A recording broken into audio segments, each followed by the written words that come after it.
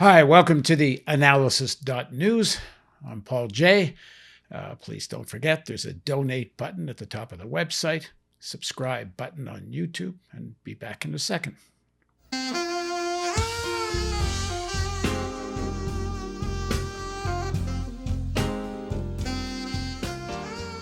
On Tuesday, Derek Chauvin was found guilty of all three charges of unintentional second-degree murder, third-degree murder, and second-degree manslaughter. His killing of George Floyd was found by the jury to be a murder. Why was Chauvin on the police force? That's the question I'm left with. He joined the Minneapolis Police Department in 2001. He'd been involved in 3 police shootings, one of which was fatal. Chauvin had 18 complaints on his official record, 2 of which ended in discipline, including official letters of reprimand. According to the former owner of a Latin nightclub where Chauvin worked as an off-duty security guard, quote, Chauvin was unnecessarily aggressive on nights when the club had a black clientele, quelling fights by dousing the crowd with pepper spray and calling in several police squad cars as backup. In September, Chauvin pinned a 14-year-old boy for several minutes with his knee while ignoring the boy's pleas that he could not breathe. The boy briefly lost consciousness. So again, why was Derek Chauvin on the Minneapolis police force? Because he's exactly the kind of sociopath police forces want. Someone who has no compunction in using force against blacks, especially poor blacks. Police forces act as a buffer between people who own stuff and people who don't. They enforce laws that defend the property of the rich and perpetuate a chronic poverty that creates a pool of cheap labor. They act to contain the violence and social despair that are the consequences of this poverty and make sure that it doesn't enter the neighborhoods of mostly white and better off people. Racist police culture is based on a broader American culture with roots in slave society. You must dehumanize those who you exploit the most. Chauvin may have been a bad apple, but the police barrel of apples is deliberately stocked with such rot. We should also not forget, Chauvin was born into a society and culture that shaped him. It's this society and culture that must be condemned and transformed if this deep-rooted racism is to be expunged. Short-term practical steps could include community control of police and to purge overt racists and fascists from the level of command down to street cops, and convict all police who murder black and brown men and women and poor people of all races. Now joining us to discuss the significance of the Chauvin verdict is Gerald Horne. Gerald is a historian who holds the John J. and Rebecca Morris Chair of History and African American Studies at the University of Houston. He's the author of many books, including The Apocalypse of Settler Colonialism, The Roots of Slavery, White Supremacy, and Capitalism in 17th Century North America and the Caribbean. And most recently, The Bittersweet Science, Racism, Racketeering, and the Political Economy of Boxing. Thanks for joining us again, Gerald. Thank you for inviting me. So, let's start with your overall impression on the significance of this verdict. President Biden saying it will be, or he may have used the word could be, a great step in the healing of America and towards ending racism and such. Well, I agree that it's a step forward, but it's a step forward for a number of discrete reasons that do not necessarily apply to similar or like-minded cases. Number one, there was a global spotlight on Minneapolis. I was listening on a regular basis to reports from BBC reporters right on the scene, Press TV of Iran, RT Russia, Voice of America, and their broadcast to Africa, oftentimes focused on this case, including the day of the verdict. So that was very important. That helped to tip the scales. Number two, of course, was the mass protests. By some measures in 2020, the killing of George Floyd and the impending prosecution had unleashed a tidal wave of protests in the street, rarely seen, if ever seen, in the United States of America. And then third, I would point to the prosecution spearheaded by the Attorney General, Keith Ellison, a former leader of the Congressional Black Caucus, and he was able to assemble the resources of the state of Minnesota to bring in other lawyers, to bring in expert witnesses of various sorts. And I think that those three factors help to tip the scales. We should not assume, as some have, that the videotapes helped to make this case a slam dunk. After all, you might recall a few decades ago when the black motorist Rodney King was captured on tape being beaten by officers of the law, and the first jury in that case did not necessarily convict to the extent that we desired. Or recall the case of Eric Garner in Staten Island just a few years ago. That asphyxiation was captured on tape. The case of Oscar Grant about a decade ago in the San Francisco Bay Area, that was captured on tape. So we should recognize that it's not a foregone conclusion that Derek Chauvin would be convicted. It's not a foregone conclusion that any police officer will be convicted, because the law is constructed to protect them, because as your commentary suggested, these officers are in place to help to protect the status quo. And I'm afraid to say that a certain kind of false consciousness oftentimes propels the jury to go along with that, even if they're not a part of the ruling elite. However, I don't think we're out of the woods yet. What I mean is that I think that the right wing in this country, which, by the way, is growing by leaps and bounds, will be thirsting for revenge. If you tune into right-wing talk radio, you'll get a glimpse of what I'm speaking about.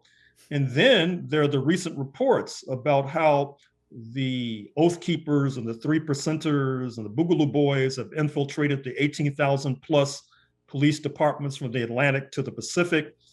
The fact that on Capitol Hill, in recent congressional hearings, we learned, if we did not know already, that many congressional Republicans see the January 6th insurrectionists as their comrades in arms. They were grilling the FBI about why these men and women were supposedly being picked on. And so I think that we're in a very perilous and dangerous moment right now. But let us at least take a second to savor this small victory in the prosecution of Derek Chauvin. Yeah, I agree. And I think even just to emphasize something you just said, the reason there was such a global media spotlight was because of the mass protests for months. Without that mass protest, there never would have been the global media spotlight. But every day, police are killing people of color. And I want to emphasize also poor whites. I think that gets overlooked. I think in terms of actual numbers, the police are probably killing more poor whites than people of color. But clearly, there's a specific kind of targeting against blacks, and particularly black men. Do you think this will have any kind of reverberation in terms of the consciousness of cops that will think, well, actually, maybe I might get charged and convicted. Look what happened to Chauvin. Or is this going to be seen as an anomaly by other police? Well, it's hard to say. My lawyer friends say that it will have reverberations. I'm speaking of lawyers who have made a living suing police departments, and they think that it sends a signal. I'm not so sure, because what the cops are responding to, particularly in the case of Black Americans, is something very deep-seated in U.S. history.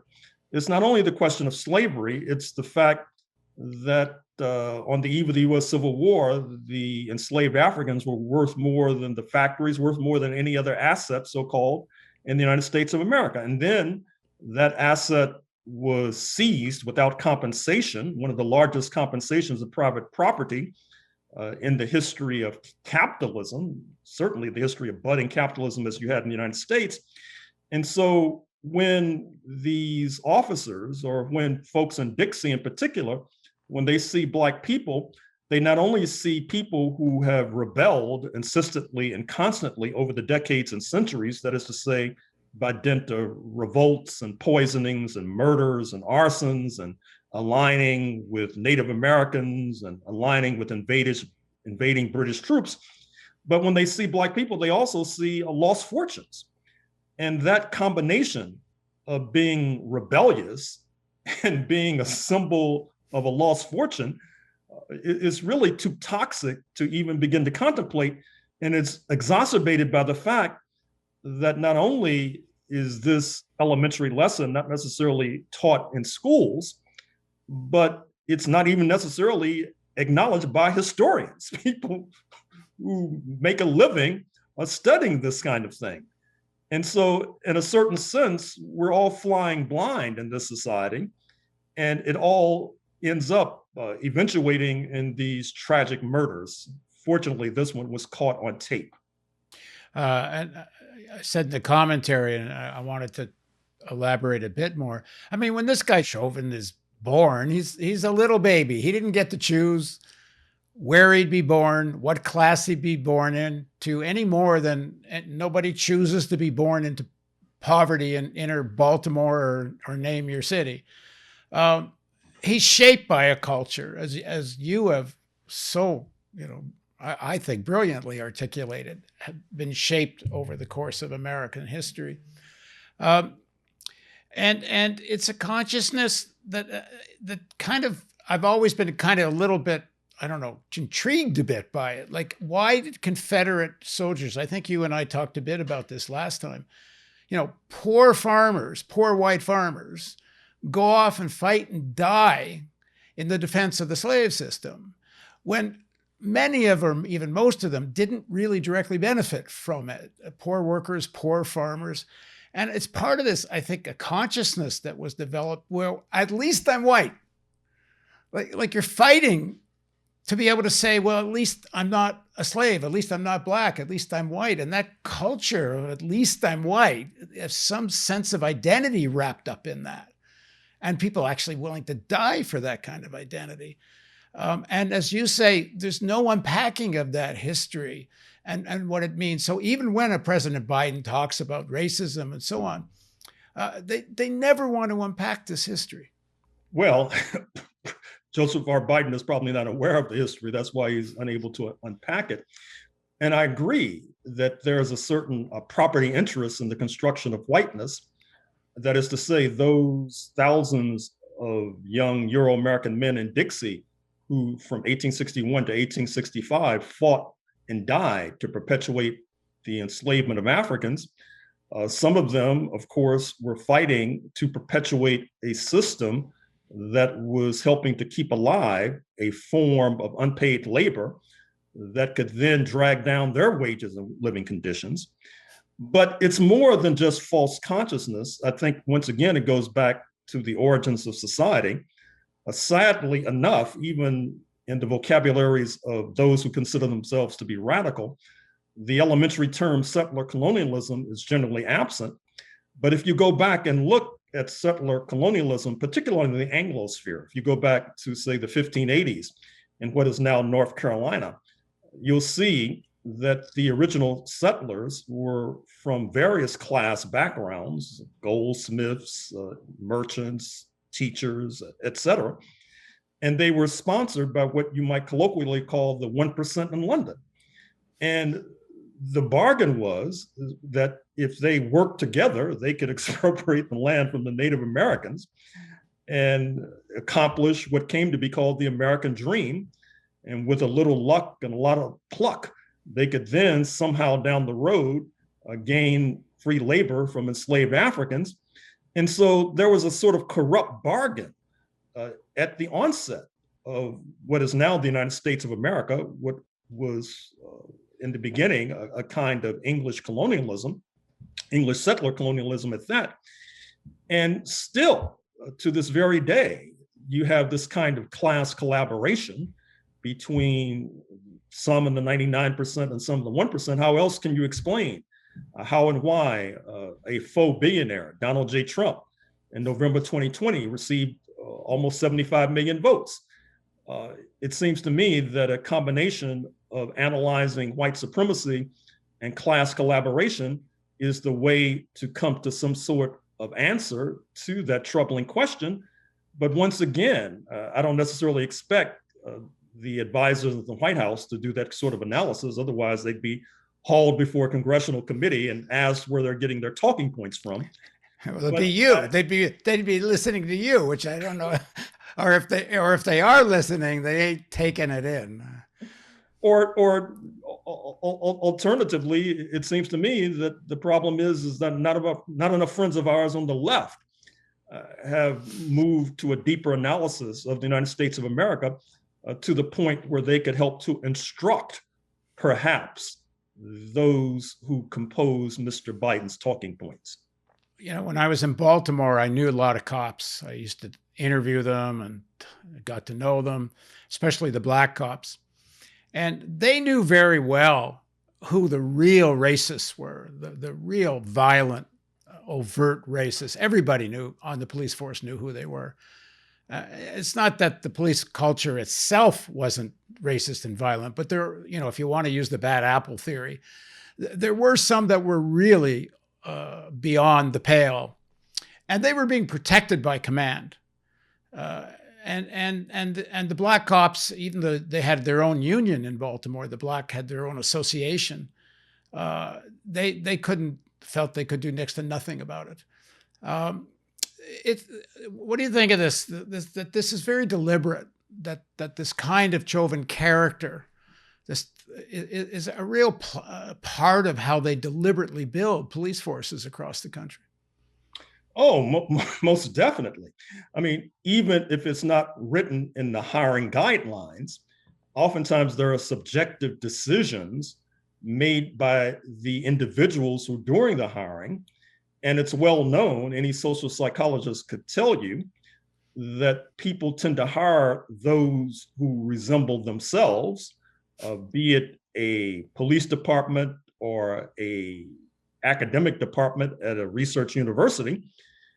However, having said that, I think that one of the turning points in this particular case, speaking of the case involving Derek Chauvin, was a crack in the blue wall of silence. The fact that not only the police chief threw Derek Chauvin under the bus, as they say in the United States, that is, he testified against him, but then they brought in other experts, including experts from Los Angeles, who know a thing or two about how to subjugate and subdue a criminal suspect, who also testified against Derek Chauvin, not to mention the very impressive expert witnesses they were able to bring into the fray, including a very articulate pulmonologist who were outshined and excelled the defense experts.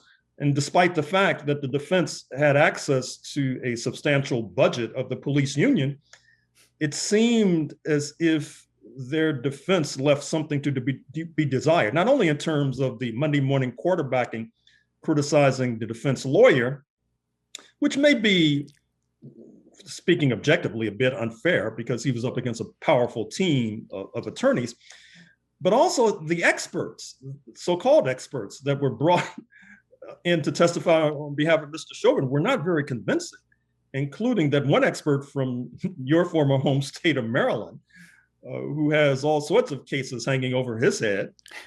And 17 years of covering up the crimes of police, that guy. Right. So there were a number of very particular aspects and subjective aspects that led to this small victory in Minneapolis. There's another shift going on, which I would say are also small, maybe more than small victories in terms of the short-term practical piece of this. In Maryland, I understand, I'm not there anymore, but they have voted out the piece of legislation that made it almost impossible to have any civilian control of the police. I can't remember the exact name of the legislation, but it was a piece of legislation that gave the police union enormous power. And if I understand correctly, Maryland was the first state that ever passed such a legislation. It became the model. And now it's one of the first to undo it. And apparently a few others are either in process or doing it. It's a very big deal. I mean, normally, one would be in defense of unions and such, but boy, with the rarest exception, because apparently, like in Madison, Wisconsin, there wasn't such a bad police union, but most of them are just god awful. Well, there are some hopeful signs with regard to legislation. First of all, there's the George Floyd Act that's been passed by the House. Sad to say, it'll probably meet a dire fate on behalf of the Grim Reaper, Mitch McConnell in the US Senate. But still, it forms a kind of template and a model for other for other legislatures to follow. And then you have Attorney General Merrick Garland, who's trying to roll back some of the Trump Justice Department regulations concerning consent decrees, which is a step forward. And then you have in cities like Austin, Texas, and Los Angeles and Seattle, attempts, some successful, some not yet successful, to remove police from the front lines in terms of doing mundane tasks. For example, responding to nosy neighbors' noise complaints, for example. I recall last year, before the lockdown, that in Pasadena, California, I was stopped by a police officer with a gun for jaywalking. And he slapped me with a $240 ticket. All the while he was writing it, he was looking at me out of one eye, very nervous. I was thinking I was going to get shot for jaywalking. And although that might sound absurd, it's really not, because there have been cases where Black men in particular have been slain for jaywalking. And indeed, the late night comic Trevor Noah had a very sardonic piece the other night where he had a Black parent telling his 8-year-old daughter how to respond so that the 8-year-old daughter wouldn't intimidate some beefy policeman. So obviously that sounds ridiculous, but obviously what it points to is something much deeper. When you have a grown man being intimidated by an 8-year-old girl, you're talking about something that requires not only historical excavation, but psychoanalysis. I know from Baltimore, and I don't think this gets talked enough about, because when it does get talked about, I don't think it gets framed properly.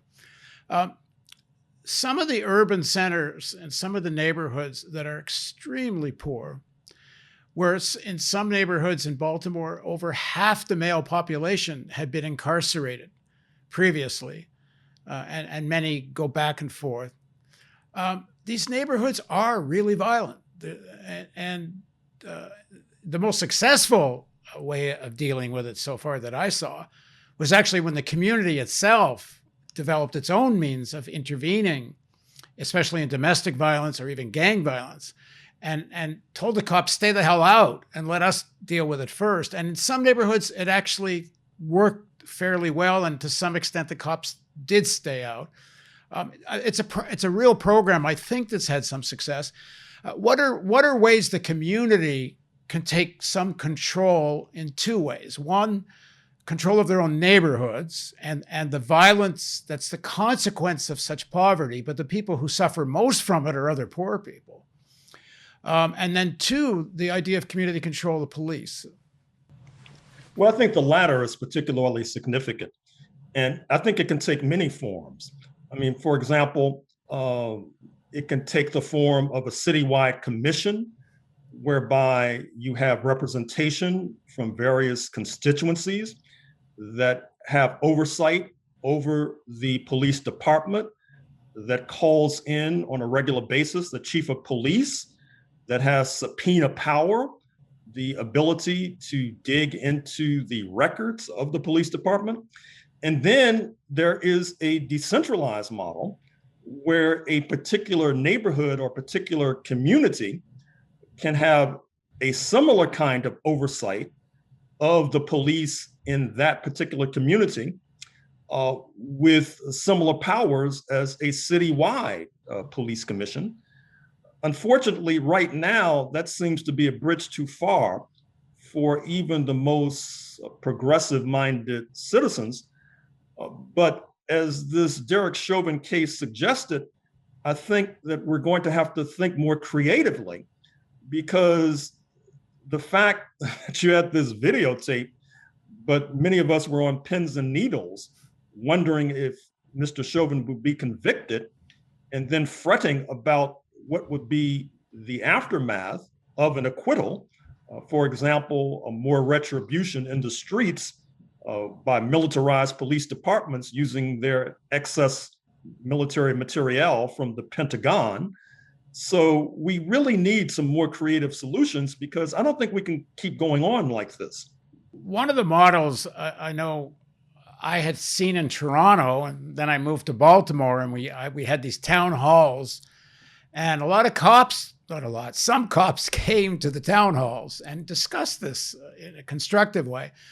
In Toronto, there's an interesting model that I think could be refined, because the way it is right now, I'm not sure how well it works. The civilian board is not an oversight board, and it's not a review board. It's an actual management board. And for example, the police union has to negotiate with this civilian board. The civilian board hires the chief of police, not the mayor. The problem with the civilian board is 1/3 of it is appointed by the province, 1/3 is appointed by the city, and then the two of them appoint civilians who are not either province or city. Which means that you usually get a majority of people on the board that are, more or less status quo types. Occasionally, you get some that are more representative of the community. And by no means is the Toronto police force benign. There's all kinds of cases of police abuse and corruption and so on. But I think it's a good thing to think about this as civilian control in a real way, not just oversight and review. And I guess that could be structured in different ways. I don't know. What's your thinking on that? Well, certainly that's something worth exploring. And also worth exploring is the question of training of the police that came up repeatedly during the Chauvin trial. That is to say, whether or not he was following policy and procedures, for example. That's going to come up again during the trial of the officer who killed Dante Wright in Brooklyn Center, just outside of Minneapolis. Obviously, she did not follow protocols with regard to distinguishing her taser from her pistol. And what that bespeaks is that we need these community control boards to get involved more directly and heavily in terms of these police academies and police training, and going over the policies and the procedures and the manuals, for example. And let me also say that this is another case where diversity is not just some sort of virtue signaling, as they say in the United States, because one can say minimally that hiring more women police officers hopefully will curb any kind of toxic masculinity that has seeped into the ranks. And certainly, if you look at other countries which have taken affirmative action to hire more police officers, more women police officers, they find that oftentimes it's easier to instruct these particular officers on tactics of de-escalation. De-escalation is now a favorite buzzword in police departments. That is to say, the opposite of what you saw on the 9+ minute videotape involving Derek Chauvin, where you don't necessarily try to turn everything into a mano conflict, but try to channel it into something reasonable. I think that there are all sorts of proposals that we could discuss. The problem in the United States is political will. The problem in the United States is that the right wing is so strong, and they seemingly have an interest in having the police act more like invading Marines than social workers. Yeah. And I mean, the thing is, I want to reinforce your point. There's lots of good concrete suggestions in a short, practical way that would mitigate this, including special training for police that have to get involved in domestic disputes. In other words, they actually are more like social workers than cops. But I think there's another piece to why this doesn't happen. And it's not just what I said in the commentary, that the wealthy want a police force that can make sure there's a subdued and chronic poverty. There's deep and profound corruption, outright corruption in so many of the police forces. Like I know from Baltimore that, there were a big series of scandalous arrests of cops when it finally came out who were ripping off drug dealers and working with gangs and even involved in murders on behalf of one gang against another gang. And this went up the line of command. The amount of the arrests didn't quite go up the line of command, but everybody knew this couldn't be going on for years and years. This was the gun task force. They were a special task force to get guns off the streets. And yeah, they were getting guns off the streets of one gang and making sure the gang that was paying them kept their guns. And it went on from there.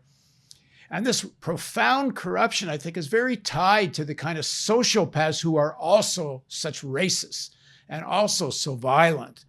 And it's a horrible culture where the cops who actually want to try and be of some service to their community. In Baltimore, I think that was generally more black cops. That's not to say there wasn't black cops also involved on the corruption side. There were. But this link between deep corruption and the violence and the feeling that they can shoot and kill with impunity. Well, they're getting away with corruption with impunity too in many cases. And so maybe even from a political point of view, to make sure people start to understand this link between the corruption and the overt racism and violence. It all goes back to the need for, the kind of activism that took place around after the George Floyd murder and demands for community control and rooting this rot out. Well, speaking of activism, one case in point is what's taken place in Los Angeles in the last year or two, where you had a number of activists who supported the dislodging of the prosecuting attorney, Jackie Lacey, in favor of George Gascon, who has come in professing reforms. But alas, what's happened is that many of the attorneys in that office have revolted and rebelled against his reform, so it's unclear what's going to happen. Likewise, in your own Baltimore, I understand that Marilyn Mosby, the prosecuting attorney there, is trying to move away from prosecuting what many of us would consider to be trivial offenses, particularly offenses like marijuana possession.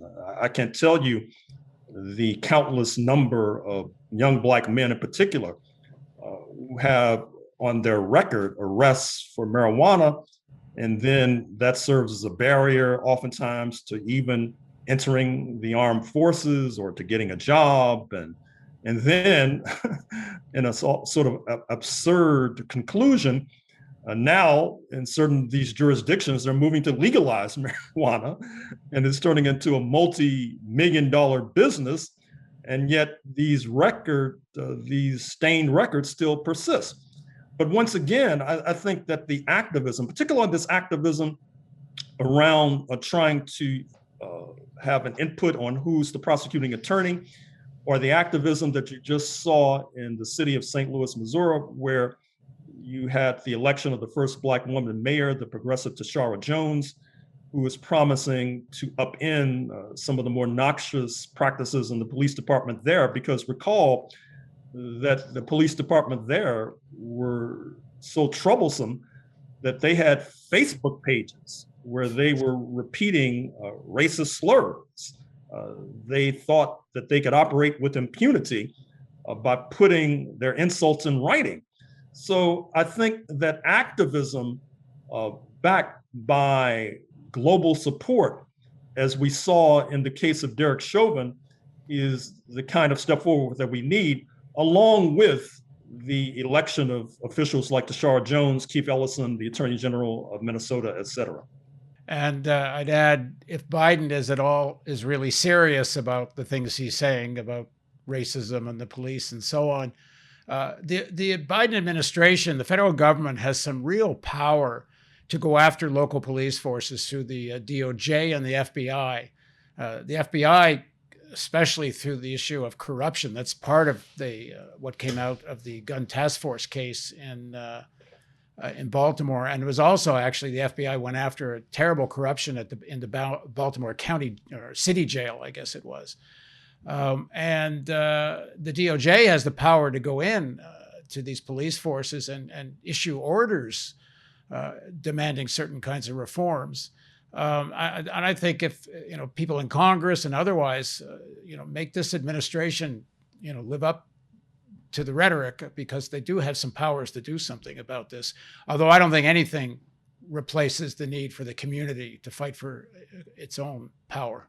Well, certainly I would add to that list the question of military materiel from the Pentagon going to police departments. And I understand that the Biden administration might have taken some steps in that direction, but I still keep seeing these pictures on television and elsewhere of police departments patrolling, and you would think that they were patrolling in Fallujah or Kabul in terms of how they're armed. And that is obviously very disturbing because unlike in Fallujah or Kabul, the people they're patrolling oftentimes are totally unarmed. And so this is very disturbing. And I would also say that we really need to do something sooner rather than later, not only because of the growth of the right wing, but also because I think in the Black community, there's so much exasperation that you're seeing an uptick in gun purchases and gun ownership. In Louisville, you've had the evolution and development of a new group, the No Effing Around Coalition, although they don't use that euphemism, effing, which is armed to the teeth, that has been coming to demonstrations armed and oftentimes getting in face-offs with the ultra-right wing in Louisville and with the police authorities as well. So we're sitting on top of a ticking time bomb in the United States of America right now. And I think we need to take some action sooner rather than later.